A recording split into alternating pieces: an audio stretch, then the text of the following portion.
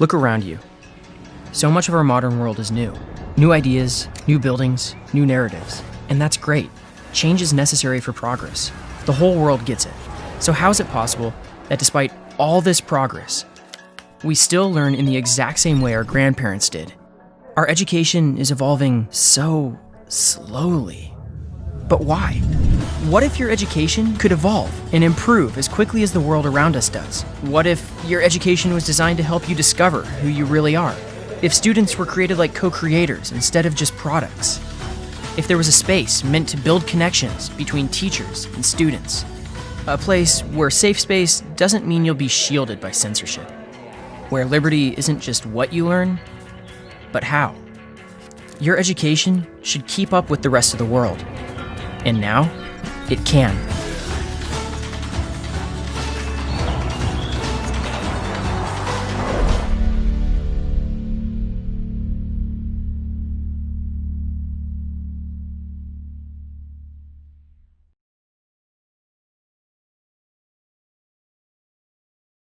Hola, mi nombre es Ana Lucía Urruela y soy la Project Manager de la Escuela de Posgrado de la Universidad Francisco Marroquín. Es para mí un honor estar aquí con ustedes hoy. Quiero tomar este tiempo para agradecerle a nuestros participantes, Jaime Rodríguez Arana Muñoz y Antonio Canoa, por ser parte de este UFM Talk titulado Desafíos del Derecho Administrativo para el siglo XXI.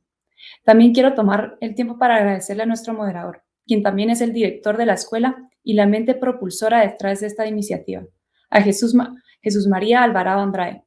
Como parte de la actividad, decidimos transmitir un video introductorio para enmarcar y dar inicio a este debate. Fue algo que trabajamos en conjunto con el Departamento de New Media de la Universidad Francisco Marroquín y que lograron hacer relativamente en muy poco tiempo, por lo que le agradezco a todo el equipo el esfuerzo y el entusiasmo detrás de él. Por último, los quiero invitar a que nos sigan en las redes sociales de la Escuela de Posgrado. Nos encontramos en Facebook, Twitter, Instagram y LinkedIn como UFM Posgrado, para que puedan estar atentos a los siguientes debates y conversaciones que vamos a tener. Sin más que agregar, los invito a ver nuestro video. Es necesario un nuevo derecho administrativo para el siglo XXI. Muchas gracias y que disfruten. ¿Es necesario un nuevo derecho administrativo para el siglo XXI? El derecho administrativo es una incógnita para la mayoría de las personas y de los abogados. Hoy está en crisis, pues ha sido incapaz de mantener a los gobiernos y las burocracias estatales dedicados a satisfacer con objetividad y eficiencia los derechos individuales y el interés general. Es por esto que surge la pregunta. Pero antes de ir hacia el futuro, regresemos a su génesis, la Revolución Francesa. Ahí, de una forma muy particular, se concibió la separación de poderes, otorgándole a la administración pública potestades y prerrogativas legales. Más que reducir el poder, se amplió la administración y favoreció el nacimiento de un derecho exorbitante del derecho común, que confiaba en el poder estatal para organizar y dirigir la sociedad. Este modelo francés fue copiado por otros países europeos, cruzó el Atlántico y se depositó en los ordenamientos jurídicos de las nuevas naciones americanas. Militares, revolucionarios, demócratas, tiranos, todos lo adoptaron con aprobación. Esta disciplina ha sido el instrumento jurídico para controlar los bienes y recursos naturales, construir infraestructuras, prestar servicios públicos y regular la economía nacional. Sin embargo, las nociones que engrandecieron al poder han debilitado la posición jurídica de los individuos, sus derechos, libertades y la libre cooperación en la sociedad. Es por eso que la pregunta, ¿es necesario un nuevo derecho administrativo para el siglo XXI?, no se puede ignorar. Es hora de que sea replanteada. Porque si nuestra misión es la enseñanza y difusión de los principios éticos, económicos y jurídicos de una sociedad de personas libres y responsables, y nuestra preocupación es la verdad, libertad y justicia en la sociedad, debemos debatir sobre el derecho administrativo vigente en los países iberoamericanos, procurando soluciones, nuevas soluciones, donde el énfasis se ponga en que sean adecuadas, contrastadas y realistas, que hagan efectiva la libertad individual de todas las personas.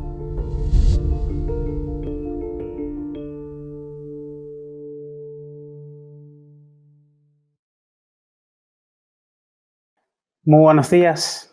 Mi nombre es Jesús María Alvarado Andrade y en mi condición de director de la Escuela de Posgrado de la Universidad Francisco Marroquín, es un gusto presentar esta primera UFM Talk de la Escuela de Posgrado, en la cual es una de las tantas iniciativas que tiene la escuela y que acompaña otras como nuestras clases virtuales, etcétera.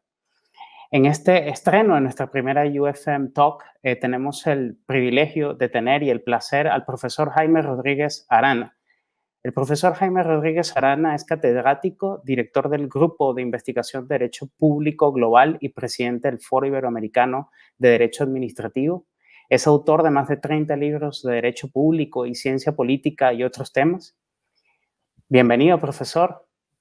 Muchas gracias, Jesús. Un placer estar en este debate en la Universidad Francisco Marroquín y tener la oportunidad de intercambiar ideas y comentarios con un profesor como Antonio Canova.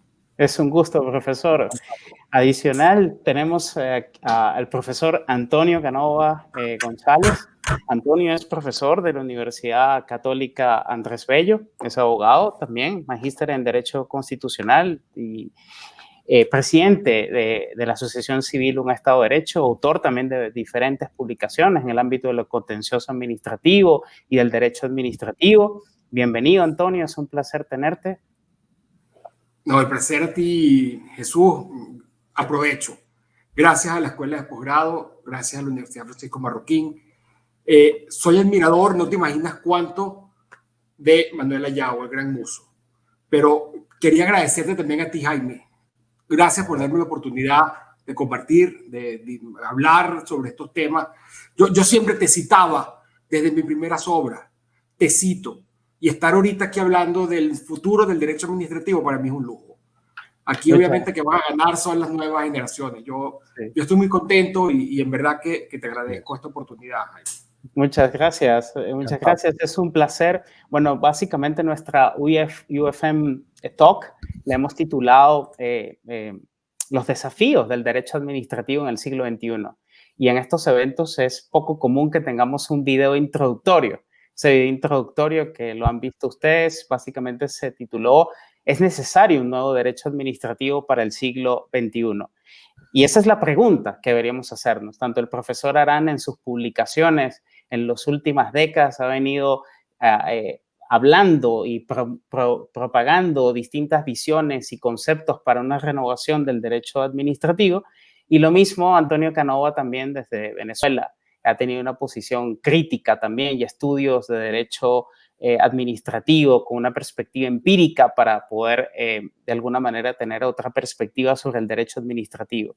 Entonces, a partir de este video, me gustaría que cada uno de ustedes pudiese tomarse 10 minutos, comenzando por el profesor Jaime Rodríguez Arana, para que pueda dar su perspectiva sobre cuáles son los desafíos del derecho administrativo en el siglo XXI, pero sobre todo, cuál es el diagnóstico que el profesor Rodríguez Arana ve a partir también de la provocación del video. Y luego, al término del profesor Arana, tenemos los 10 minutos también para el profesor Antonio Canova. Muchísimas gracias, profesor Arana. La palabra es suya.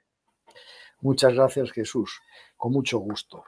La pregunta es una pregunta muy provocadora y muy sugestiva. ¿Es necesario el derecho administrativo en el siglo XXI?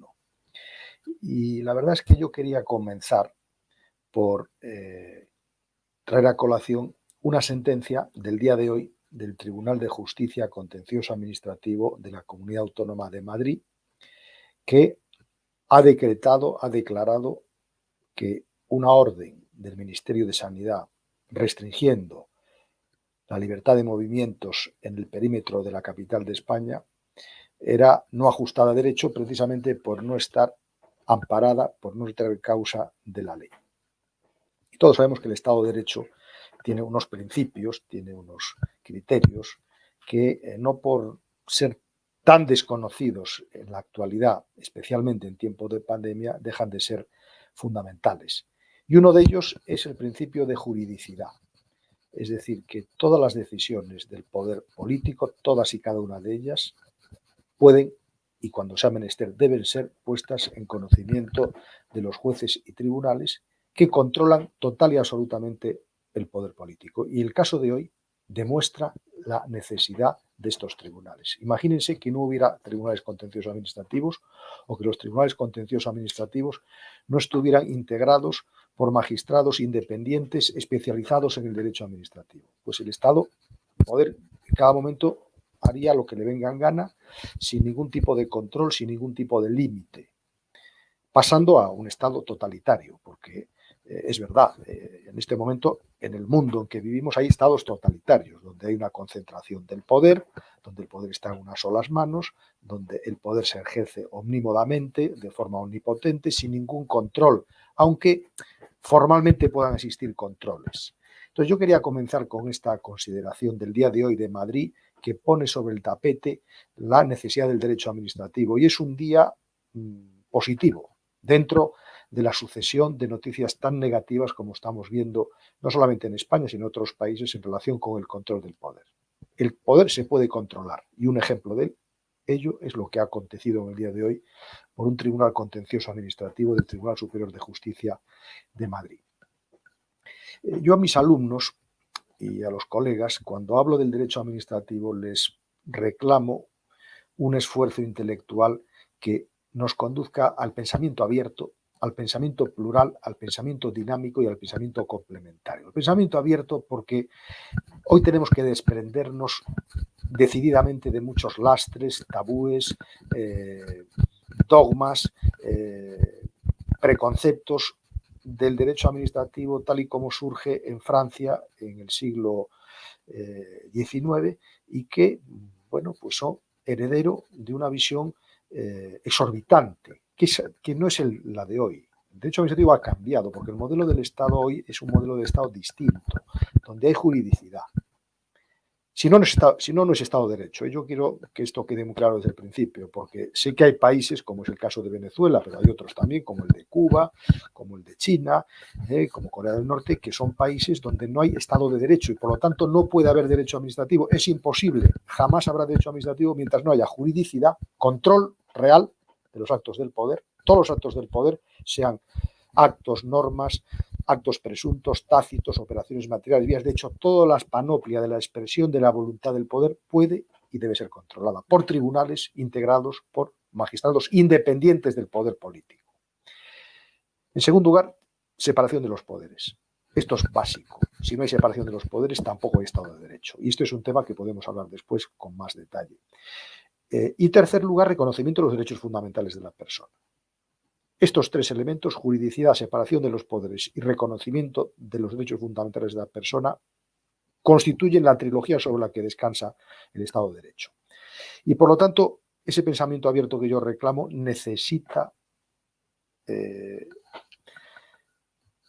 liberarse de estos dogmas y prejuicios del pasado que nos lastran la visión del futuro.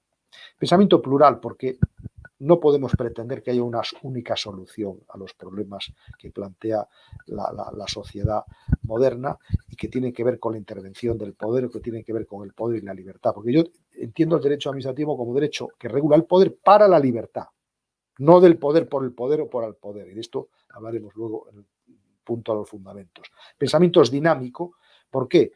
Porque las instituciones del derecho administrativo van cambiando, pero lo que no cambia es su inexorable, imprescindible e inescindible relación con la defensa, protección y promoción de la dignidad humana. Esto es la señal, el ADN básico del derecho administrativo de este tiempo, de un Estado de Derecho social y democrático.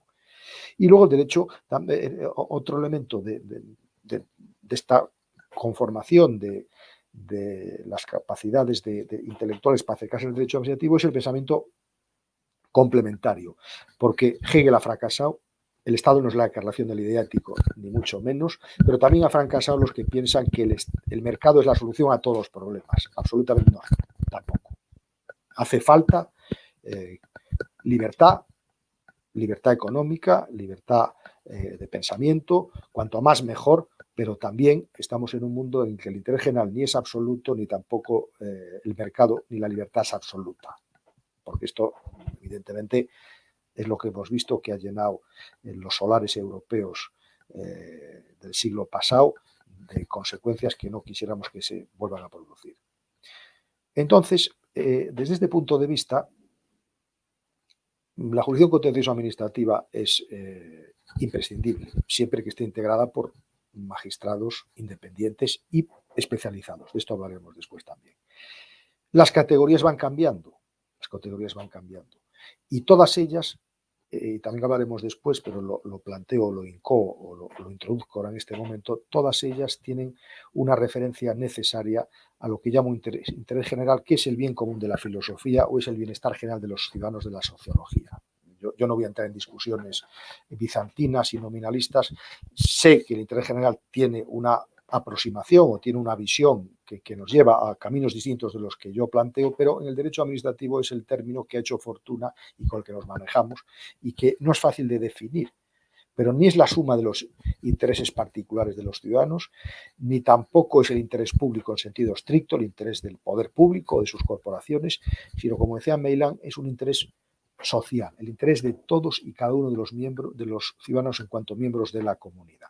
Y ese interés general, además, tiene una caracterización que en el mundo en que estamos, en la sociedad en la que estamos, en el estado que yo llamo social y democrático, de hecho, en que estamos, permite establecer 4 elementos. El interés general tiene que estar siempre concretado, no valen apelaciones abstractas y genéricas al interés general, eso del expropiese y tal, y sin justificar, son cosas que son autoritarias y totalitarias. Por otra parte, ese interés general tiene que estar siempre motivado, y aquí introduzco otro punto, y ya voy a terminar, otro punto básico del derecho administrativo, como ordenamiento racional que regula los intereses generales según la justicia, porque la razón está en la base de la administración pública y el derecho administrativo tiene también una vinculación a una razón, a la razón, que yo entiendo una razón vital humana vinculada siempre y en todo caso a la protección, promoción y defensa de los derechos fundamentales de la persona. Por eso, interés general concreto, motivado, y los cánones y digamos la intensidad de la motivación va a ser mayor cuanto más poder, cuanto la discrecionalidad del poder sea más intensa. Y esto conviene también precisarlo desde el principio, porque hay una discusión sobre acabemos con la corrupción acabando con la discrecionalidad administrativa. Bueno, pues esta es una discusión pues que es muy compleja y muy difícil, porque la discrecionalidad es imprescindible. ¿Para qué? Para la realización del bien común, para la realización del interés general desde este punto de vista. Lo que pasa aquí, quienes toman las decisiones tienen que estar imbuidos de una lógica del Estado de Derecho, que en algunas partes del mundo no existe. Interés general concreto, interés general justificado, vinculado a la protección, defensa y promoción de los derechos fundamentales y participado. Esto es fundamental, porque el interés general no se define en el Estado social y democrático de derecho monopolísticamente o patrimonialmente por la administración de ninguna manera. La ciudadanía tiene que participar.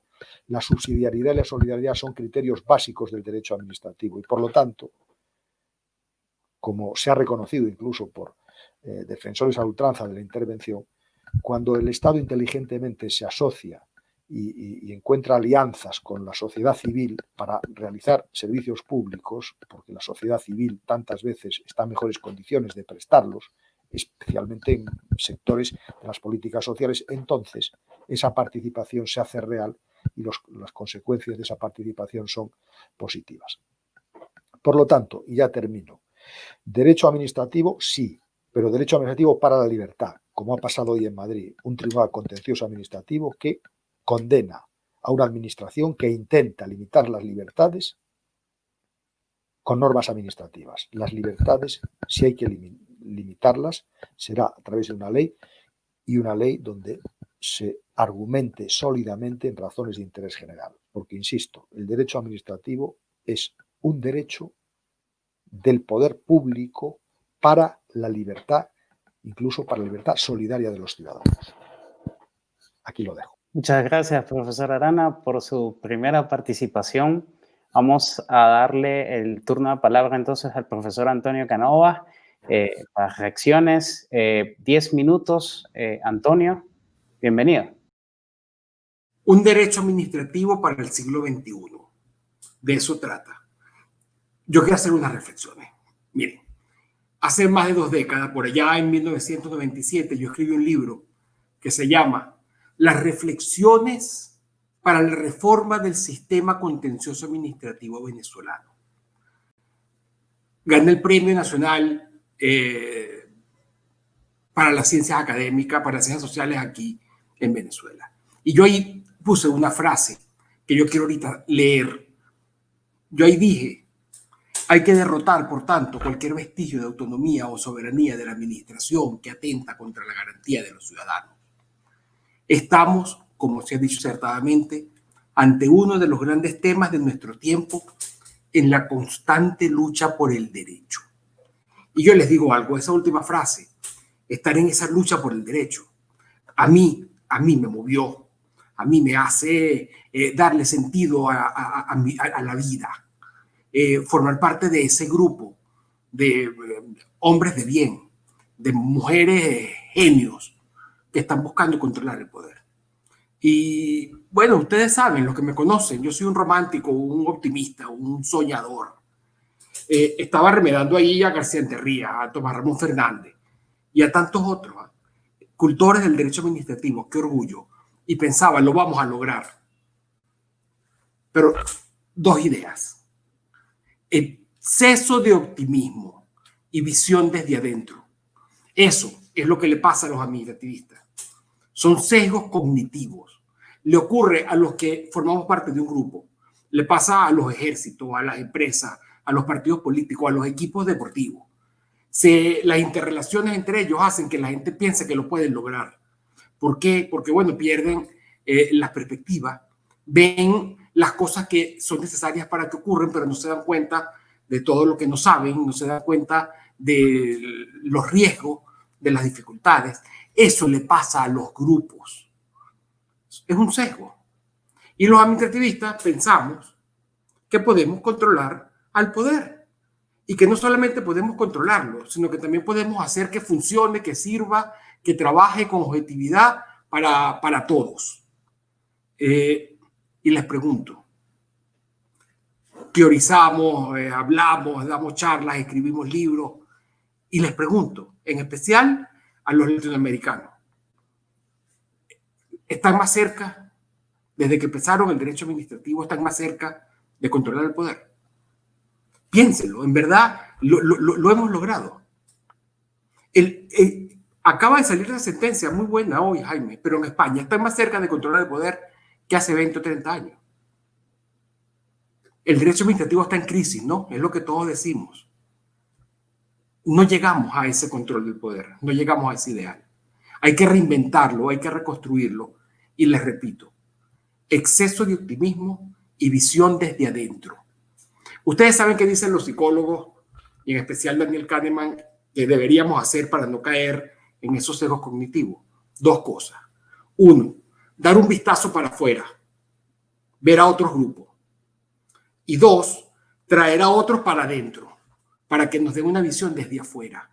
Eso lo tenemos que hacer.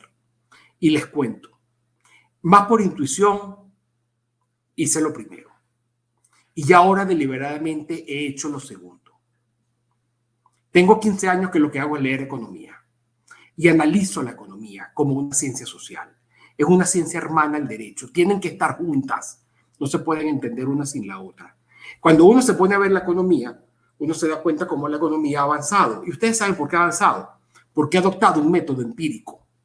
Porque las investigaciones en economía no son teóricas. Las investigaciones, que lo fueron mucho tiempo, llegó un momento que comenzaron a hacer investigaciones empíricas, científicas.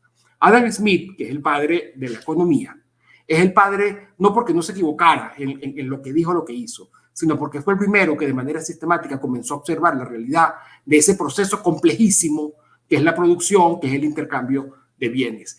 Él, cuando quería ver cómo se generaba riqueza, no especuló, teorizó, sino que se fue a un taller de alfileres y vio cómo había división de trabajo y cómo se multiplicaba la productividad. O sea, así es como se avanza el conocimiento. La física, la química, la biología, la medicina. La medicina se convierte en ciencia y comenzamos a entender. Es cuando abrimos los cuerpos y vemos qué es lo que estaba dentro.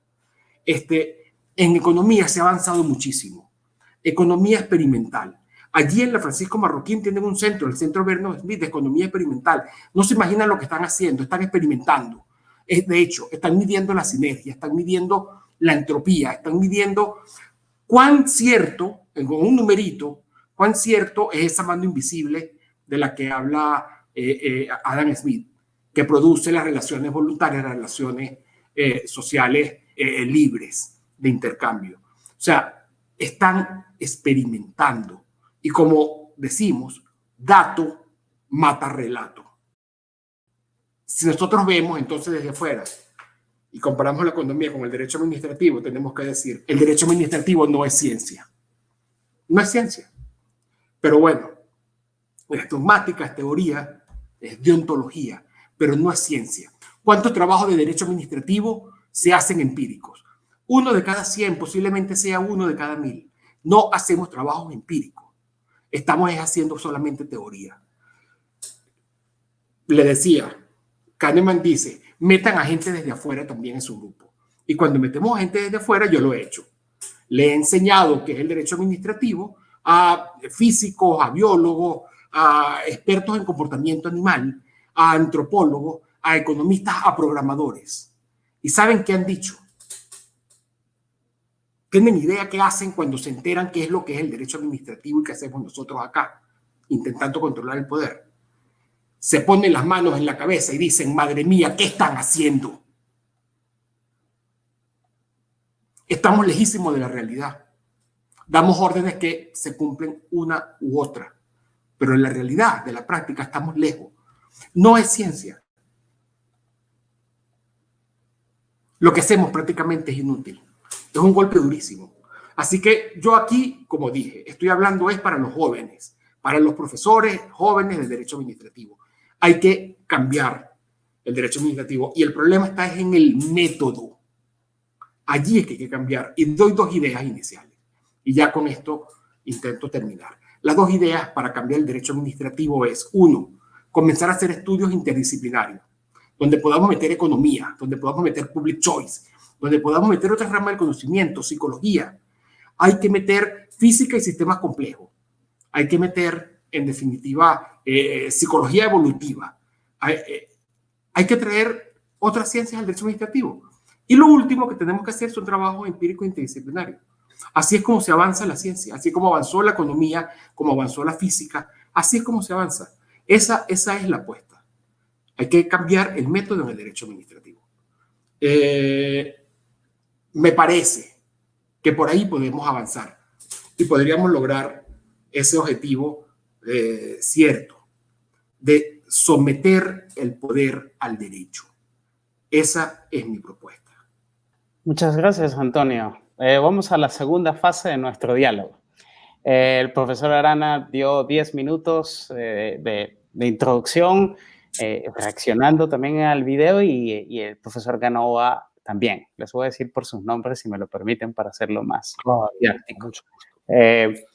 Jaime mencionaba algo muy importante, que es que el derecho administrativo necesitaba salir o hacer un esfuerzo conceptual por depurarse de dogmas, de tabús, que imperan en la dogmática del derecho administrativo. Entonces, sobre eso quisiera hacer una primera pregunta, voy a hacer varias, pero para que se tenga este segundo debate es, ¿cuáles serían esos tabús más importantes y esos dogmas que habría que superar? Mencionó usted el del interés general, pero puede haber otros que puedan reformularse. Y en el otro sentido, profesor Arana, Jaime, ¿en qué se diferencia su pensamiento del resto de los administrativistas? Creo que veladamente usted ha sido un crítico del derecho administrativo y, por tanto, de ciertas obras de derecho administrativo. Entonces, para provocar es en qué se diferencia y qué retos tienen los administrativistas en el mundo de hoy. También en el documental mencionábamos el tema de cómo el derecho administrativo, o al menos el moderno, nace en el contexto francés y cómo eso se copió críticamente en otras latitudes. Y usted mencionaba, Jaime, también muy bien que el derecho también administrativo ha cambiado mucho y usted es crítico del derecho administrativo en el modo francés. Entonces, ¿cuál es esa crítica específica a ese derecho administrativo? Y que, por tanto, el derecho administrativo tendría que estar al servicio del poder. Y sobre eso me queda una pregunta, es si ese derecho administrativo al servicio del poder solo depende del contencioso administrativo, es decir, que hayan tribunales independientes e imparciales, porque si no los hay, entonces básicamente es la única muralla que tendremos que apostar, o hay otras murallas, otros valladares, otros controles. Sobre lo que mencionaba Antonio, para nuestro debate, es que en los administrativistas hay un exceso de confianza. Pareciera una especie, sí, para el debate, de arrogancia, ¿no? Es decir, que solo el derecho por sí solo es suficiente y que pareciera que no hay un intento por descubrir otras fuentes de conocimiento que aportarían al derecho administrativo, incluso la economía, la ciencia política, la ciencia de la administración, etcétera, que cada vez han ido olvidando, y que de paso que hay como una especie de grupo, no sé, de administrativistas que tienen una especie de sesgo cognitivo. Es decir, y en ese sesgo cognitivo, Antonio básicamente está sugiriendo que los administrativistas están confiados en que solo el derecho administrativo por sí solo o como Estado es necesario para la libertad y para la prosperidad. Sobre eso tenemos 3 temas en este debate. El primer tema es los fundamentos y orígenes del derecho administrativo, que salió. Tenemos las relaciones del derecho administrativo con el derecho constitucional, que yo creo que son importantes, y el tema del contencioso administrativo. Entonces, para esto tenemos básicamente 30 minutos, y entonces la idea es que moderemos turnos de palabra muy cortas, de 2 minutos. Es difícil esto para abogados, pero vamos a hacerlo. Profesor Arana. Muy bien. Hay que ser muy telegráfico. Entiendo que vamos por los fundamentos, ¿verdad? Sí. Bueno, el derecho administrativo como categoría sistemática y científica tiene su fecha, yo no lo comparto, pero es comúnmente aceptado tras la Revolución Francesa. Villar, Palací y Giannini hablan de derecho administrativo desconocido, derecho administrativo inexistente. Yo personalmente creo que desde que hay poder y hay instrumentos de control del poder, ya hay derecho administrativo, y esto es mucho antes de 1789. Pero bueno, ¿cuál es el problema de 1789? Porque hay que desmitificar la Revolución Francesa, que es la gran conformadora de esa razón abstracta que tanto daño ha hecho en muchos países. Pero, primer punto, autotutela. Esto es uno de los gravísimos errores que se han producido, la autotutela declarativa y ejecutiva. Y además es algo que no tiene pase por ningún punto de vista que se quiera en relación con el Estado de Derecho. Pero no solamente es la autotutela, es la concepción de la burocracia, que es deudora de una clase social que entonces la burguesía emerge en 1810, 20, y que necesita un lugar bajo el sol, y para trincherarse y mantener el poder, ¿qué hace? Se inventan toda esta panoplia de presunción de legalidad, legitimidad, oportunidad del acto administrativo. Que yo no digo que el acto administrativo no tenga que tener unas propiedades, que sí las tiene, porque debe de estar al servicio del interés general, pero yo no se las presumo en abstracto y de una forma general. El acto administrativo, para ser ejecutivo ejecutorio, tiene que estar afincado, fundado en razones concretas de interés general, y tiene que acreditarlo. O sea, no vale vivir de esa rémora, y no vale vivir de esa visión digamos, iluminista, de pensar que el interés general es de propiedad del funcionario, que es el que la atiende. Es decir, el fundamento, el origen del derecho administrativo es previo a la Revolución Francesa. En la Alta Edad Media no tenemos tiempo, pero hay investigaciones incluso en algunos siglos de historiadores del derecho que demuestran de que ya existe derecho administrativo. Y luego, pues sí, hay que liberarse de este lastre. Es difícil, pero hay que liberarse de este lastre, porque si no nos liberamos de este lastre vamos a estar permanentemente esclavizados por esta visión, que es una visión que no nos hace avanzar, que nos hace retroceder. Antonio, ¿estás de acuerdo con lo que afirma Jaime en cuanto a los fundamentos? A ver. Yo voy a seguir con mi idea. De por qué solamente con estas herramientas del derecho administrativo no es suficiente. Y voy a insistir en uno de los principios que damos por sentados del derecho administrativo, que la administración debe servir con objetividad al interés general. Ya Jaime comentaba que definir interés general, bueno, es complicado. Tenemos 200 años dándole vuelta y no tenemos una definición. Pero yo no me quiero centrar ahí, fíjate. Si nosotros agarramos y metemos otras ciencias, y especialmente agarramos la economía y una escuela de economía, que es la escuela de Virginia, la escuela de Public Choice o de elección pública, y se la metemos a la administración, nos damos cuenta, como por más que declaremos que la administración debe servir con objetividad al interés general, esa objetividad nunca va a existir. ¿Qué ha hecho la escuela de Public Choice? La escuela de Public Choice le ha puesto un microscopio a la administración pública. Y entonces ha visto que la administración pública no es una persona jurídica que tiene fines y que puede actuar de una forma definida, en este caso objetiva, sino que la administración pública, aplicando el individualismo metodológico, es un grupo de personas que están haciendo un proceso complejísimo a lo largo del tiempo de intercambio, que hacen vida en la administración pública, donde ya están los gobernantes que ganaron elecciones, ahí está la burocracia, ahí están los funcionarios, están grupos de presión, y cada uno de ellos, dice la escuela de Public Choice, tiene sus propios fines personales. Lo que ha demostrado en la escuela de Public Choice en economía es que los funcionarios públicos actúan como actúan las personas normalmente y como actúan las personas en el mercado, defendiendo sus propios fines. Entonces, agarrar y decir que la administración tiene que actuar con objetividad, cuando en la práctica eso no es así, bueno, un estudio empírico acabaría con esa visión romántica y verdaderamente, meramente teórica del funcionamiento de la administración. Te pongo un ejemplo rapidito para que se entienda. La escuela de Public Choice descubrió, por ejemplo, que la mayoría de los directores de colegios son profesores que ya están en la etapa final de su carrera. Son personas mayores que están a punto de jubilarse. Bueno, ¿cómo responden ellos frente a un profesor que no cumple con los horarios? Que abre procedimiento y se mete en un rollo con los sindicatos y se busca ese problema, o más bien dejan pasar, se hacen la vista gorda y dejan pasar porque la verdad es que no vale la pena. Lo que hacen normalmente y empíricamente está demostrado es eso. Entonces, los administrativistas nos quedamos en el deber ser, en lo que dice la ley, lo que dice el derecho, pero no nos vamos a la práctica y a los hechos. Esa idea, que es la base del derecho administrativo, servir con objetividad al interés público. El interés público lo deciden los gobernantes. Y después, no hay una administración única. Hay que ver el interés de cada una de las personas. Fíjate cómo se va desmontando con ese análisis interdisciplinario los fundamentos del derecho administrativo. Tenemos pies de barro en el derecho administrativo. Pero esa es mi denuncia. Y sobre eso, profesor Arana, ¿está usted de acuerdo? ¿Cree que sí es importante incorporar las perspectivas del derecho administrativo, aproximaciones como la del Public Choice? ¿Cree que son complementarias a su crítica sobre el interés general o no?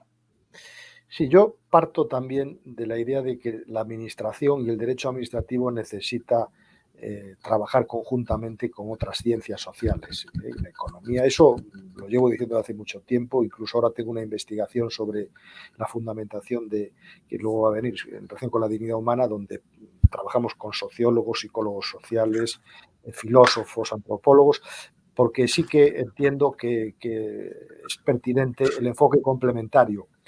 Pero dicho eso, también tendríamos que focalizar a lo mejor o mirar hacia países donde los servicios públicos funcionan muy bien, donde el grado de interiorización del interés general para trabajar en la administración pues es alto, como es por ejemplo Finlandia, como es por ejemplo Noruega, como es por ejemplo Dinamarca, como es por ejemplo algunas partes de Alemania. Es decir, que existen en el mundo organizaciones administrativas que han conseguido empapar de una lógica de interés general y de objetividad, porque no podemos renunciar a la objetividad.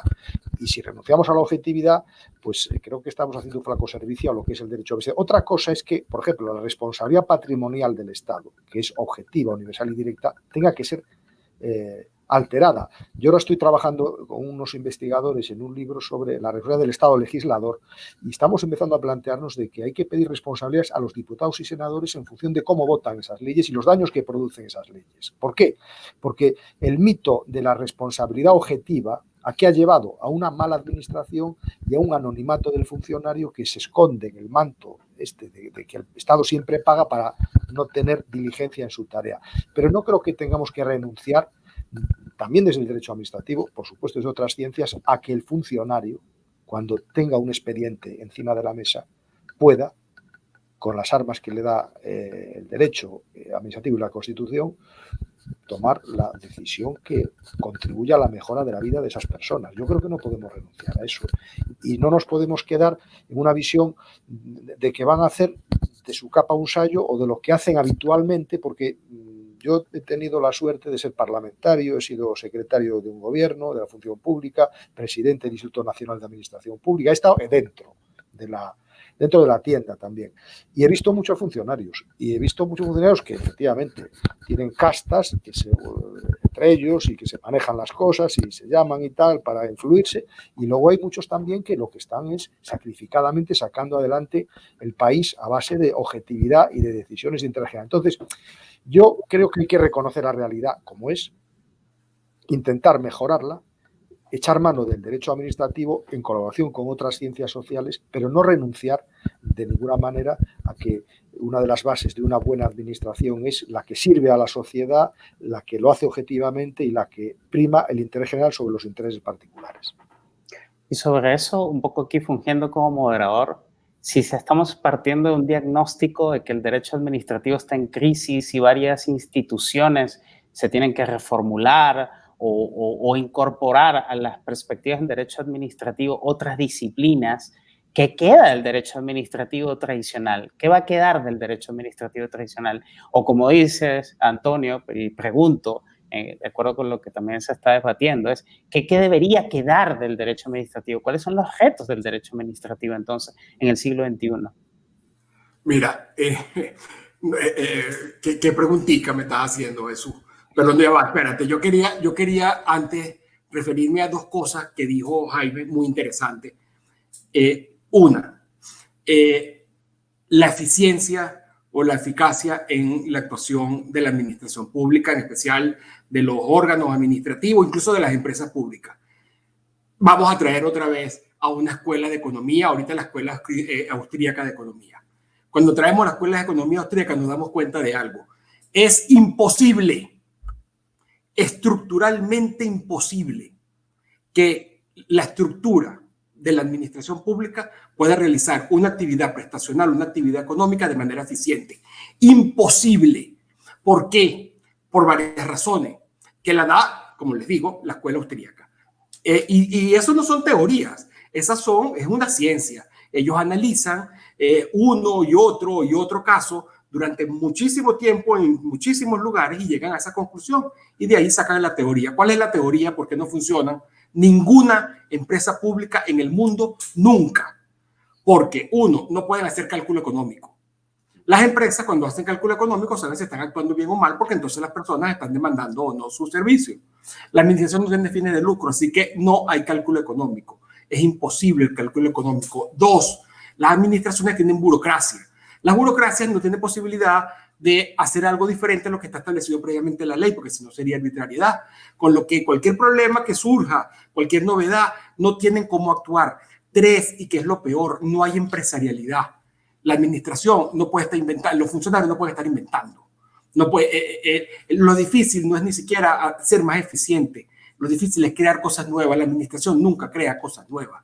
Entonces, si nosotros agarramos y sumamos las experiencias empíricas de esas escuelas de economía y las metemos a la administración, agarrar y poner que la administración debe ser eficiente, no tiene sentido, es mentira, es falso, no lo va a lograr. Es como agarrar y pedirle a un elefante que vuele. Los elefantes, por más que lo pongamos en las leyes, no van a volar. Y te digo una cosa, Jaime, y esto lo podemos poner como un reto para un nuevo evento. Búscate una, no muchas, una empresa pública que en competencia sea eficiente. Todas dan pérdidas, todas son clientelares, todas prestan malos servicios, ninguna es capaz de competir en el mercado, ninguna. Otra cosa que quería decir rapidito, o sea, ese reto está y lo dejo ahí para adelante. Vamos a dedicarnos a buscar y no vas a conseguir nunca en ningún país del mundo, nunca, una empresa pública eficiente. La otra cosa, no solamente es meter ciencias sociales en el derecho administrativo, hay que meter ciencias naturales en el derecho administrativo. Hay que meter psicología, hay que meter neurociencia, hay que meter psicología evolutiva y psicología moral. hay que meter ciencias naturales. Esa idea de conciliencia de todas las ciencias es indispensable. Y allí nosotros nos vamos a dar cuenta como muchos de los dogmas del derecho administrativo son falsos, no se dan en la práctica.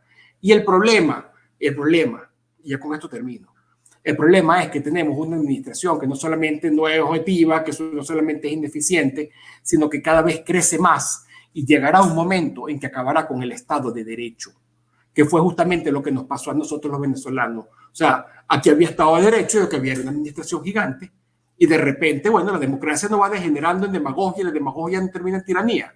Yo veo muchos países muy mal. El derecho administrativo ayudó.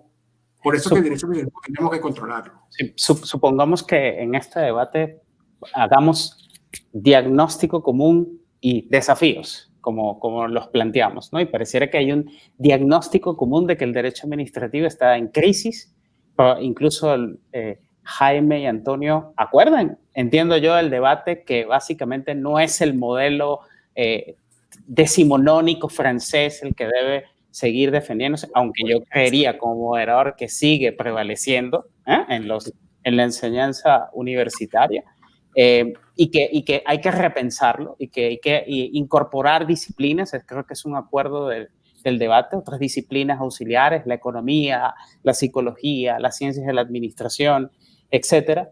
Y sobre eso hay entiendo yo, un acuerdo, pero hay diferencias, entiendo yo, aquí en el planteamiento, y un planteamiento es, creo que el que mencionaba Jaime es, bueno, hay países en donde el Estado de Derecho de alguna manera ha sucumbido y eso es el piso. Es el caso, por ejemplo, de Venezuela y otros países, y sobre esos países ahí no hay un derecho administrativo.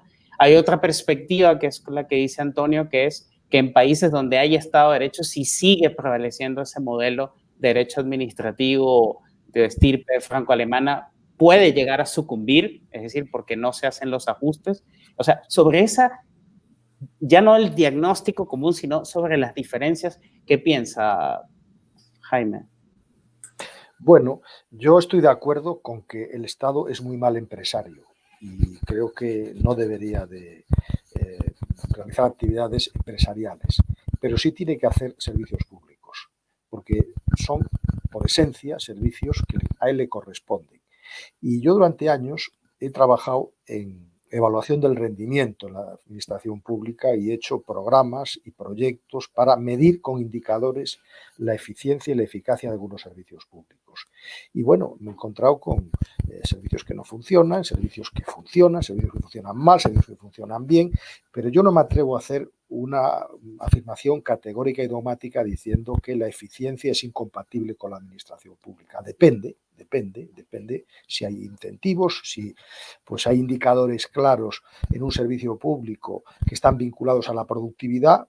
Yo he visto cómo servicios de atención a minusválidos o a personas discapacitadas o a personas excluidas, donde pues se definían con los trabajadores de una rama de la política social de un gobierno, bueno, pues luego se evaluaban con una comisión independiente y al que había trabajado más y mejor, ganaba más que los demás. Y eso en una sociedad, en una organización está, vamos, todo el mundo quisiera que la evaluación del rendimiento fuera acorde con lo que trabaja cada persona. Entonces, mi experiencia personal, empírica, en la administración me dice que esto es posible. Como me dice que es posible, lo que sí que pienso es que hay que depurar todas las técnicas administrativas y las categorías del pasado que lo impiden. Porque un sistema de responsabilidad objetiva lo impide claramente. Y sistemas de no evaluación del rendimiento, indicadores, lo impiden. Pero estas cosas que Antonio sabe que vienen del mundo de la empresa privada, muchas de ellas, y que cuando se aplican a la administración, según qué sectores, pueden funcionar o no. Pero mi experiencia me dice que no es imposible. Entonces, claro que tenemos que reinventar el derecho administrativo y despojarlo de esas adherencias que impiden su progreso y su desarrollo, por supuesto. Lo que pasa es que el derecho administrativo, históricamente, tiene, y me atrevo a decir que tendrá, un compromiso con las libertades de los ciudadanos, como demuestra, por ejemplo, la sentencia del día de hoy del Tribunal de Justicia de Madrid. Si no hubiera habido un tribunal de justicia contencioso administrativo independiente, no se hubieran atrevido a declarar no ajustado a derecho una norma del gobierno. ¿Cuántos países hay que los tribunales no se atreven a anular normas del gobierno? Pues porque tienen miedo a que si las anulan, pues salgan corriendo del trabajo, los echen, los expulsen. Bueno, eso tenemos que pelear por eso que decía, la lucha por el derecho de enterrar las inmunidades del poder. Eso es, yo creo que algo que los jóvenes tienen hoy más que nunca que ilusionarse con ello, sobre todo en la pandemia.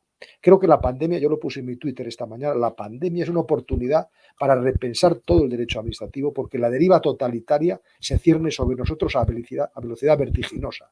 Y si nosotros no defendemos las libertades, vaya si vendrán otros a defenderlas contra nosotros. Entonces, yo tengo una visión, no es que sea romántica o que sea ingenua de la realidad, porque he sido parlamentario, he sido secretario de un gobierno, he sido presidente de un instituto, he sido magistrado incluso del Tribunal Contencioso de Canarias en los años 86, 88, o sea, conozco la administración por dentro, he estado en las tripas de la administración, en los tres poderes, y creo que es posible el cambio y es posible la transformación. Y siempre he dicho que 15 personas comprometidas con la reforma y la modernización de la administración en un gobierno son suficientes para cambiar el método de trabajo y para transformarla. ¿Cuál es el problema? Pues el problema está en que muchas veces hay resistencias numantinas a los cambios y que las castas funcionariales atrapan a las personas de buena voluntad que intentan ponerse al frente para poner en marcha. Si no han visto la película inglesa del Sí Ministro, yo les recomiendo que la vean, porque es la historia de cómo pues un ministro es absolutamente llevado al caos por un grupo de subsecretarios que lo manejaban a su antojo para que no pudiera sacar ante sus proyectos. Pero creo que es posible el cambio y yo estoy en esa línea. Y una provocación aquí, pregunta para Antonio también y para Jaime. Cuando se dice, por ejemplo, y mencionaba en el debate de las concepciones predominantes a una administración como que si fuese así un súper gran hombre, decía incluso Jaime, y sobre ello se camuflan la responsabilidad de los funcionarios a título personal, y sobre eso se ha construido casi todo la dogmática del derecho administrativo tradicional, obviando quizás a lo mejor las perspectivas del individualismo metodológico que han aportado otras corrientes. ¿No hay allí un sesgo también que impera todavía en el derecho administrativo que impide dar ese paso que incluso menciona Jaime? ¿Qué piensas, Antonio? Mira, totalmente de acuerdo, Jesús. Hay varios sesgos y eso está clarísimo. Y fíjate, justamente hablando sobre ese principio de solidaridad, que es otra de las bases del derecho administrativo. Yo le preguntaría a Jaime, si es posible que la administración funcione aplicando en parte las reglas del mercado, ¿por qué mejor no dejamos que sea el mercado el que realice todas esas actividades? Y cuando hablo de actividades no hablo solamente de hacer zapatos y comida, que lo hace y que lo hace muy bien, sino incluso servicios públicos. ¿Por qué no dejamos que sea la administración la que preste todos esos servicios públicos, incluso la que satisfaga los derechos humanos? ¿Por qué tiene que ser el Estado el que lo haga? O sea, hay cantidad de investigaciones que demuestran que los colegios públicos siempre son ineficientes, que nadie quiere los colegios públicos. Los ricos lo odian y los pobres lo odian más porque son los que se lo tienen que calar. Entonces, debería haber un mercado libre de educación, debería haber un mercado libre de salud, funcionaría mejor. Justamente hay un sesgo, que es el sesgo antimercado, que pensamos que las cosas tenemos que hacerlas de arriba hacia abajo. Los administrativistas somos así, constructivistas, racionalistas. Agarramos y establecemos desde arriba la norma y la implantamos en la sociedad. Y así no son las cosas. Así no llegamos a ser nosotros este grupo de 73 billones de células. Pero entiendo, Antonio, que sobre esto yo me acuerdo. Pero sobre eso yo me acuerdo, porque creo que han dicho ambos, dato mata relato. El profesor Arana dijo que hay que tener una visión empírica, es decir, si una empresa pública funciona mal, eso funciona mal. Pero si entiendo yo, pero si funciona mal, hay que abandonarla. Correcto. Exacto, la educación pública funciona mal, vamos a abandonarla. Ese es el reto de los pero yo no soy tan categórico, porque veo que hay servicios en la administración pública que funcionan bien, y luego también me temo que hay actividades que hace la administración pública que el sector privado no quiere hacer, y muchas veces eso acontece cuando se sacan a licitaciones ciertas actividades que no son rentables y por lo tanto la empresa privada no va. Siempre va a haber necesidad de que el Estado esté presente en algunas áreas. ¿Cuál es el problema? Que tenemos que sentarnos y definir qué actividades son propias del Estado y qué actividades son propias del sector privado. Y yo siempre he dicho, yo escribí un libro hace años sobre la privatización de las empresas públicas y ahí ya lo decía claramente. Todo lo que tenga que ver con la gestión empresarial, que se vaya al Estado. ¿Por qué? Porque el Estado es ineficiente por naturaleza para la gestión empresarial. ¿Por qué? Porque, bueno, ya lo hemos visto, en las empresas públicas van los elefantes políticos que les buscan un acomodo y ahí pues no hay quien haga nada prácticamente. Pero hay otras actividades que sí. Y de hecho, el concepto de servicio público, como el de responsabilidad, hay que transformarlo. Yo lo llevo diciendo hace mucho tiempo. La idea de la publicatio francesa y de esa reserva absoluta de la titularidad y de la gestión, dando muy poquito margen al sector privado, es un error grave, gravísimo. Ahora, de ahí a decir que el Estado se retire completamente y que venga el sector privado para todo, yo no lo comparto, porque también veo que hay actividades que el Estado hace mejor que la empresa privada. Lo cual no pasa nada. Pero en los derechos humanos no. Con los derechos humanos estos sociales, el Estado nunca lo hace mejor que el mercado. El mercado funciona de maravilla. Hay un sesgo antimercado. Los administrativistas no lo entendemos, pero tenemos que dejar que la sociedad se organice libremente. Las cosas funcionan mejor. Entonces, estamos obligando a que el Estado, que es tan malo, se encargue de prestar, y además lo hace prácticamente en monopolio, la salud, la educación, la pensión. Te voy a poner un ejemplo muy sencillo, las telecomunicaciones. Afortunadamente ya en Europa no es un servicio público, son servicios de interés general porque se ha roto con el concepto de servicio público y por lo tanto son actividades reguladas que puede prestar cualquier operador privado. Pero ¿qué pasa?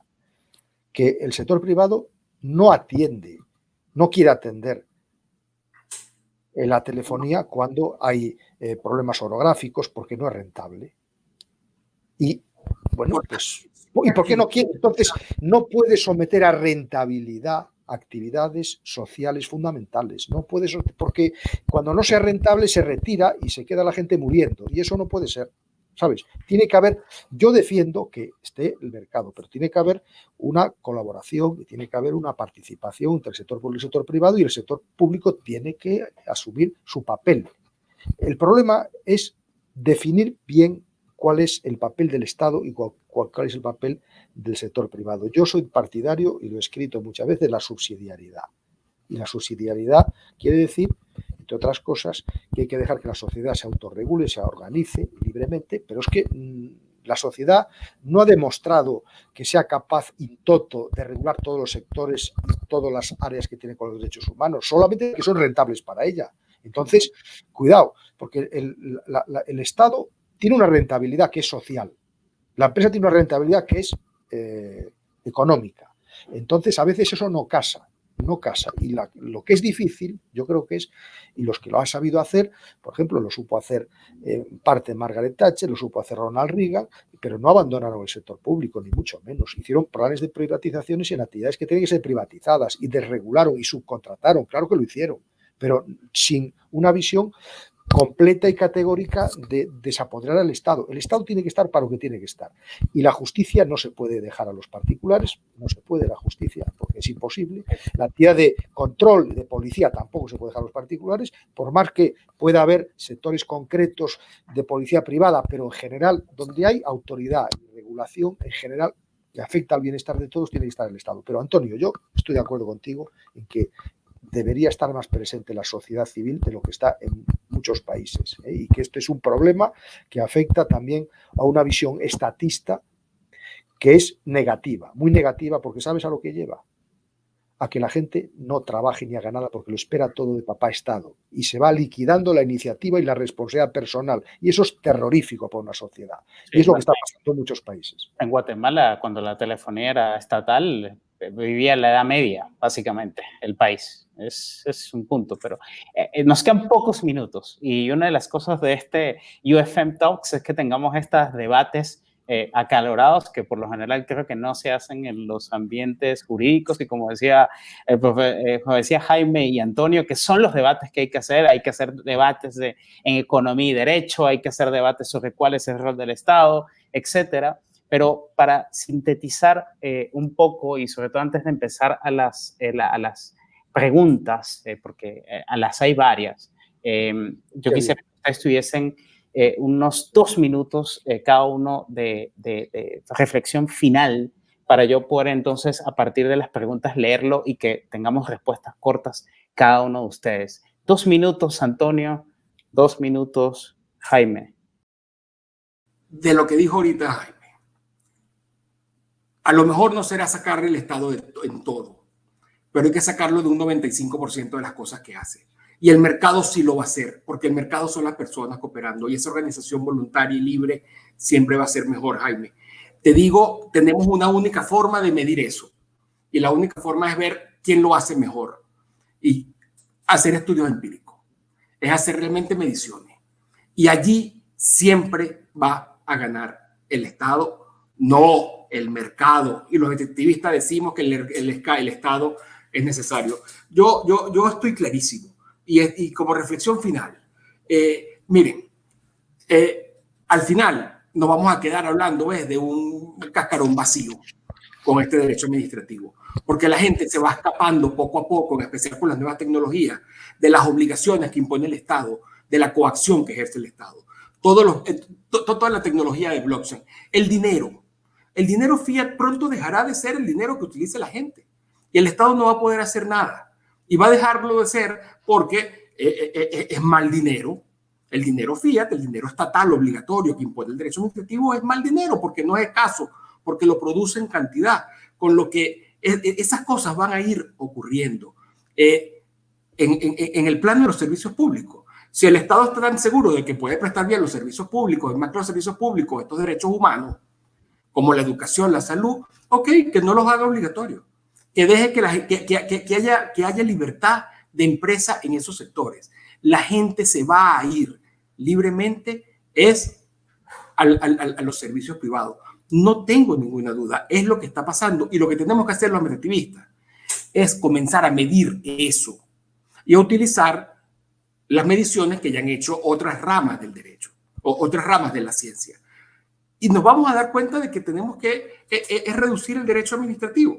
Si aplicamos esta metodología, el derecho administrativo va a quedar, y con eso contesto la pregunta inicial tuya, Jesús, va a quedar reducido a la mínima expresión. Y allí nos habríamos salvado de algo, ¿de qué? De el riesgo enorme que supone tener un aparato gigante, poderoso, con muchísimos recursos, con muchísima fuerza además coactiva, a disposición de los políticos. El derecho administrativo crece y cada vez crece más y los estados se convierten en definitiva en autoritarios. Además la democracia fomenta la demagogia. Somos un peligro los administrativistas defendiendo ese estado administrativo social. Gracias, Antonio. Jaime. Sí, telegráficamente. Yo creo que el derecho administrativo tiene que cambiar y tiene que cambiar sustancialmente en sus técnicas, en sus fundamentos, en sus categorías. Es una tarea que se ha iniciado y que hay que seguir trabajando con intensidad. Hay que modificar la responsabilidad patrimonial del Estado. Hay que alterar el concepto de servicio público. Hay que mejorar la eficiencia y la eficacia de los servicios públicos. Hay que promover el principio de subsidiariedad, el principio de solidaridad. Creo que es una cuestión no de cantidad, sino de calidad. El Estado es necesario para garantizar las libertades, porque el mercado no garantiza las libertades. Eso es una falacia. Es igual que el Estado no es la encarnación del ideal ético, ni el mercado es la encarnación del ideal ético. Tiene que haber un acuerdo, tiene que haber un diálogo, una sinergia, una alianza inteligente en la cual el Estado esté donde tiene que estar, estas funciones de regulación, estas funciones de supervisión, en funciones donde la sociedad juegue su papel, y todo esto hay que hacerlo contando con la gente joven. Y la gente joven hoy yo creo que está muy desanimada en general con lo que ve. Pero tiene que saber la gente joven que la lucha por la justicia es un proceso histórico que lleva muchos años y que hoy, en el tiempo en que estamos, después de la pandemia o durante la pandemia, hace falta muchos más jóvenes comprometidos con la libertad y con los derechos humanos que rechacen categóricamente la llegada, como parece que puede producirse en algunos lugares, de sistemas totalitarios que lo que pretenden es arrojar y conformar la sociedad de una manera completa y absoluta. Y a esa gente joven hay que decirle que el derecho administrativo, si es el derecho del poder para la libertad, es posible, porque sin derecho administrativo del Estado de Derecho, me temo que vamos a retroceder demasiado y creo que hoy en día, si somos capaces de ver las cosas con el pensamiento abierto, plural, dinámico y complementario, podemos. A partir de este debate hay una pregunta de que dice, bueno, desde Locke y Montesquieu estamos hablando de cuáles son las funciones y deberes del Estado. O sea, este debate viene desde Locke y Montesquieu y aún no se ha podido llegar a establecer las funciones y deberes del Estado. Y otra pregunta dice, ¿y qué actividades hace mejor el Estado que los privados? ¿Qué piensa, Antonio? Y luego Jaime, pero muy breve. Mira, ninguna corrupción. Yo no estoy de acuerdo con Jaime cuando él dice que el mercado no resuelve todos los problemas. ¿De qué problema estamos hablando? Si es proveer bienes y servicios y distribuirlo de manera justa, eso siempre lo hará el mercado mejor. Pero insisto, no es un tema de que alguien tenga una opinión o de otra, es un tema del método. Si nosotros aplicamos en el derecho administrativo el método empírico, entonces ya no estaríamos hablando de qué es lo que nos parece, sino que estaríamos haciendo mediciones, estaríamos haciendo lecturas precisas de la realidad para poder decidir. Y ese método es el que no estamos haciendo. Yo propongo que nos vayamos hacia un derecho administrativo experimental, hacia un derecho administrativo interdisciplinario. Y cuando eso ocurra, allí sí vamos a poder dar con muchas de las respuestas que todavía por la mera teoría no hemos conseguido alcanzar. Esa tiene que ser la visión. Y yo creo que los jóvenes tienen que comenzar a ver hacia allá. No creer ni seguir repitiendo las cosas del derecho administrativo, porque nosotros, nuestra generación, Jaime, vamos a estar claros, hemos fracasado. La generación de administrativistas venezolanos y de latinoamericanos hemos fracasado. Y te digo algo, Jaime, el peligro que ustedes están teniendo en España, más allá de que salga una sentencia por ahí que pare el poder, ese peligro es inminente. Y el que está atrás de todo esto es el derecho administrativo, es esa confianza en los políticos y en el gobierno. Hay que ponerle freno. Ese es el derecho administrativo que podría en definitiva funcionar. Jaime.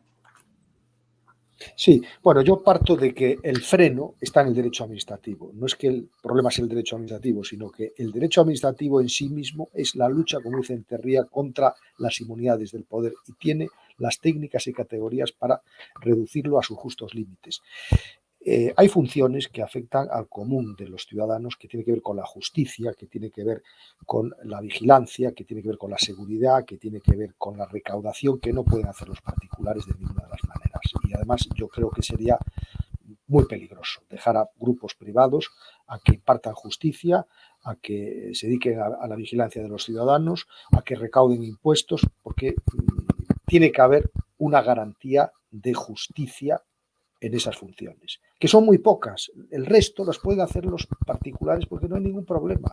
Ahora, el núcleo esencial de lo que es la actividad propia de un Estado, porque el Estado, por más que queramos, no va a desaparecer y es necesario. Otra cosa es la dimensión y el tamaño, y de eso pues también hay que tener cuidado con lo que decimos, porque hay países donde puede tener más o menos intensidad y otros donde tenga otras condiciones distintas. Ahora, ya te digo que yo, en lo que se refiere a muchas actividades que hoy en día presta el Estado, si se demuestra que lo hacen mejor los particulares y las empresas, vamos, me parece muy bien, porque lo importante no es quién lo hace, sino quién lo haga mejor, pero reservando un núcleo esencial que ese no podemos dar a los privados por razones obvias. Y además yo me resisto, como gato panza arriba, a que los privados impartan justicia, a que los privados se dediquen a la seguridad y a que los privados se dediquen a la recaudación de impuestos. Porque ya hemos visto en algunos países qué pasa cuando se le confía a los grupos privados actividades de seguridad interna y externa. Ya hemos visto lo que pasa y eso es muy peligroso. Y ahí tiene que haber unas garantías mínimas de que se va a actuar conforme a un ordenamiento. Hay unas 3 preguntas más y sobre eso podemos seguir, pero tienen que ser muy telegráficas y puedes comentar incluso lo que dijo Jaime, pero hay una pregunta de Tomás Arias, dice, ¿cómo funcionaría el derecho administrativo sin prerrogativa, sin poderes concentrados en un órgano o agencia? Hay otra pregunta que hace Luis Melo y dice, ¿no es acaso el derecho administrativo un objeto de la cultura cuyo contenido lo definen los seres humanos? ¿Es culpable el derecho administrativo de las tendencias autoritarias de los seres humanos? Y hay una tercera pregunta, Ricardo Baroni, que dice, una pregunta para el profesor Rodríguez, ¿los derechos humanos fueron pensados para proteger a las personas de los abusos del Estado? Si eso es así, ¿cómo es posible que se le haya Estado el poder de educar? Antonio, y luego Jaime, y tenemos poquísimos minutos. Así que en menos de 1 minuto, Antonio. Bueno, fíjate que Jaime y yo estamos de acuerdo en muchas cosas, pero no en otras. Jaime dice, hay cosas que no puede, claro, obviamente, eso es así, Jaime, y menos mal que es así, porque de esto trata la academia. En eso estamos totalmente de acuerdo. Jaime dice que la justicia indispensablemente tiene que ser del Estado. Y yo te digo, bueno, las nuevas tecnologías están haciendo que las mismas personas decidan que antes de irse a esa justicia vetusta que tiene siglos, que es ineficiente, que es además totalmente engorrosa, formalista, la gente está buscando sus propias formas de justicia descentralizada. Sin decirle al Estado resuelve su problema, para eso están los smart contracts, para eso está la justicia descentralizada. Y así es como la gente se va a ir saliendo de ese mal servicio que le obligamos todavía a que tenga que obtenerlo del Estado. El Estado debe salirse de prácticamente todo, se los digo en serio. Y en todo caso, no me crean a mí, vamos a cambiar el método del derecho administrativo, que está hablando de teoría hasta ahorita, que es estar hablando de cómo opinamos y cómo deberían ser las cosas, y vamos a irnos a los datos.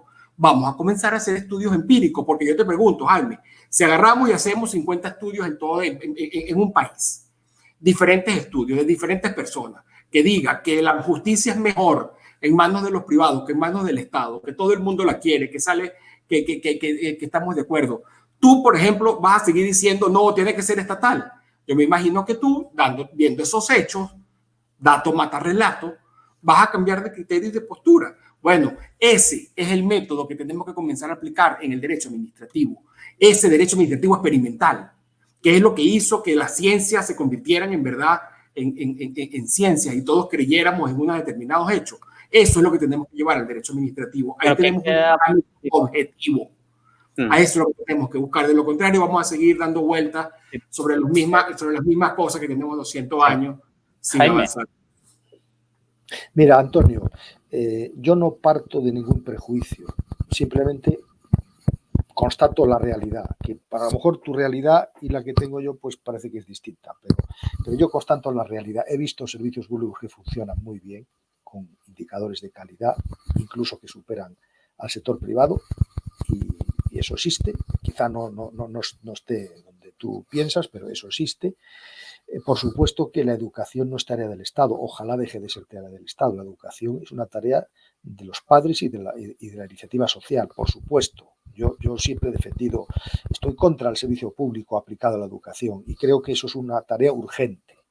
Y como es una tarea urgente, replantear la responsabilidad al servicio público.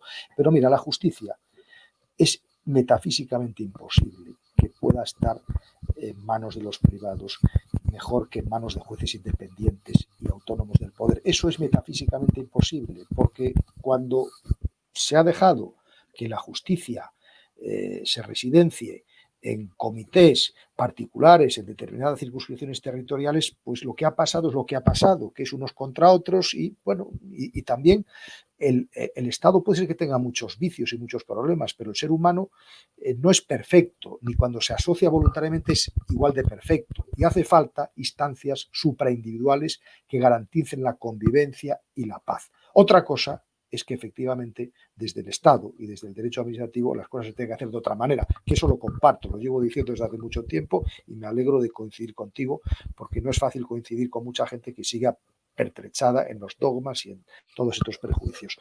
Pero, insisto, hay un núcleo esencial que tiene que ver con la dignidad humana que no se puede de ninguna de las maneras traspasar para dejarlo al interés particular. Solo una pregunta mía, así un poco provocación para Jaime y Antonio. En los debates jurídicos, por lo general, a veces no se hablan este tipo de cuestiones. Por ejemplo, lo que yo veo, y en su obra, Jaime, en las últimas obras, es una interpretación, se lo pregunto, usted ha incorporado como perspectivas de ordoliberalismo y corrientes un poco teóricas interesantes a su aproximación del derecho administrativo. No es común, entonces, y no hay espacios para discutir estas cosas en los ámbitos del derecho administrativo. ¿Cree usted que sí? Creo que no. No, estoy de acuerdo, porque yo también paso por ser muy heterodoxo cuando planteo cuestiones como que ojalá tanta libertad como sea posible y tanta intervención como sea imprescindible, porque, insisto, estamos los administrativistas en un mundo, no digo irreal, pero en un mundo trufado de herencias y de adherencias que nos impiden ver la realidad y por comodidad preferimos estar ahí y no lanzarnos a ver cómo funcionan las cosas. Pero eso no quiere decir, insisto, que hagamos una crítica absoluta y total de algo que para mí es fundamental y es el reducto más extenso que tiene el derecho, es la dignidad humana. Yo eso no lo dejo a los particulares que lo manejen de ninguna manera. Bueno, tenemos 2 minutos para terminar. Tienen menos de 1 minuto cada uno para despedirse. Les agradezco muchísimo. Creo que ha sido un muy buen debate. Quedan muchas cosas pendientes. Creo que para hacer nuestro primer debate de UFM Talks, desafíos del derecho administrativo en el siglo XXI, que esperamos contar con más profesores y más debates, porque aquí han salido varios temas para acotar ciertos debates. Antonio. Creo que está clarísimo. Creo que está clarísimo. Estamos insatisfechos con el derecho administrativo. Ese derecho administrativo que defiende Jaime es muy diferente al derecho administrativo que se aplica aquí en toda Latinoamérica. Es muy diferente al derecho administrativo del Estado social que se aplica en España. Dato mata relato. Vamos a comenzar a medir. Y yo estoy seguro de los datos que he visto, de la visión desde afuera del que hablaba al comienzo, de científicos que se han metido a ver cómo funcionan las sociedades y las sociedades humanas, que ese estado hay que seguir reduciéndolo muchísimo. Ese derecho administrativo tiene que transformarse y en el método y en la búsqueda de datos es la que nos va a permitir tomar la decisión hasta dónde lo vamos a transformar. Yo te digo, Jaime, en el tema de la justicia, no pongas las manos en fuego, porque te vas a dar cuenta, si nos podemos hacer estudios allí, que te invito a que los hagamos, que es mejor que el Estado salga también de la justicia. Sería una maravilla. Y ni te digo derechos sociales, que se salga de todo eso. Hemos demostrado ahorita con la pandemia que la salud sería mejor si fuera redundante, si hubiese un mercado, no una cosa planificada que hace agua por todos lados. Así que yo quedo encantado. Gracias, Antonio. Gracias. Jaime, palabras finales. Telegráficamente, yo termino diciendo o manifestando mi agradecimiento a la Universidad Francisco Marroquí por este espacio. Lo he pasado muy bien, me gusta la discusión, me gusta la polémica, creo que la gente que nos está escuchando habrá disfrutado y creo que al final de cuentas las visiones que podamos tener, que no creo que sean tan distintas una de la otra, nos lleva a una cuestión que a mí me parece la básica y fundamental, y es que a pesar de los pesares, el derecho administrativo tiene en sí mismo, dentro de sí está esa idea de lucha contra la impunidad del poder.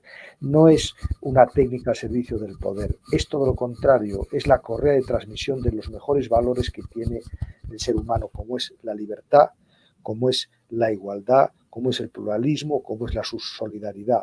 Eso está dentro del derecho administrativo siempre que nos empeñemos en luchar por el Estado de Derecho, claro. Si nos dedicamos a justificar el poder por el poder, entonces estamos perdidos. Y ahora la pandemia nos plantea y nos desafía a ese nuevo derecho administrativo de la libertad. Muchísimas gracias. Ha sido un placer tenerlos aquí, a Antonio Canova y a Jaime Rodríguez Arana, profesores de Derecho Administrativo. Nuestra misión en la universidad es la enseñanza y difusión de los principios éticos, jurídicos y económicos de una sociedad de personas libres y responsables. Los invitamos a seguir nuestras redes sociales y a nuestros próximos debates. consideramos que este primer intercambio da para un segundo encuentro y muchísimos más. Les invitamos a ver nuestro magnífico video producido por New Media y les pedimos a los profesores Arana y Canova que puedan distribuir esta conversación y generar la plataforma para poder discutir realmente estos temas que hemos hablado. Le agradezco mucho a nuestros panelistas, les invitamos a leer sus obras y a seguir las sorpresas que se avecinan en la escuela de posgrado. A los panelistas nuevamente y muchísimas gracias, lo hemos pasado muy bien y bueno, hasta la próxima. Muchísimas gracias. Un gustazo, gracias. Un abrazo, Adiós. Jaime. Otro para ti, Antonio. Otro, Jesús. ¿Es necesario un nuevo derecho administrativo para el siglo XXI? El derecho administrativo es una incógnita para la mayoría de las personas y de los abogados. Hoy está en crisis, pues ha sido incapaz de mantener a los gobiernos y las burocracias estatales dedicados a satisfacer con objetividad y eficiencia los derechos individuales y el interés general. Es por esto que surge la pregunta. Pero antes de ir hacia el futuro, regresemos a su génesis, la Revolución Francesa. Ahí, de una forma muy particular, se concibió la separación de poderes, otorgándole a la administración pública potestades y prerrogativas legales. Más que reducir el poder, se amplió la administración y favoreció el nacimiento de un derecho exorbitante del derecho común, que confiaba en el poder estatal para organizar y dirigir la sociedad. Este modelo francés fue copiado por otros países europeos, cruzó el Atlántico y se depositó en los ordenamientos jurídicos de las nuevas naciones americanas. Militares, revolucionarios, demócratas, tiranos, todos lo adoptaron con aprobación. Esta disciplina ha sido el instrumento jurídico para controlar los bienes y recursos naturales, construir infraestructuras, prestar servicios públicos y regular la economía nacional. Sin embargo, las nociones que engrandecieron al poder han debilitado la posición jurídica de los individuos, sus derechos, libertades y la libre cooperación en la sociedad. Es por eso que la pregunta, ¿es necesario un nuevo derecho administrativo para el siglo XXI?, no se puede ignorar. Es hora de que sea replanteada. Porque si nuestra misión es la enseñanza y difusión de los principios éticos, económicos y jurídicos de una sociedad de personas libres y responsables, y nuestra preocupación es la verdad, libertad y justicia en la sociedad, debemos debatir sobre el derecho administrativo vigente en los países iberoamericanos, procurando soluciones, nuevas soluciones, donde el énfasis se ponga en que sean adecuadas, contrastadas y realistas, que hagan efectiva la libertad individual de todas las personas.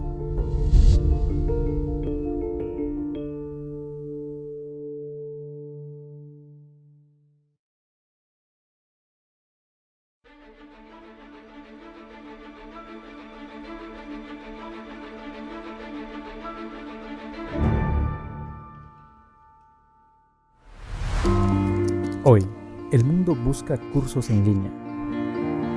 Hoy, el mundo sigue las tendencias del mercado. Hoy, el mundo necesita emprendedores.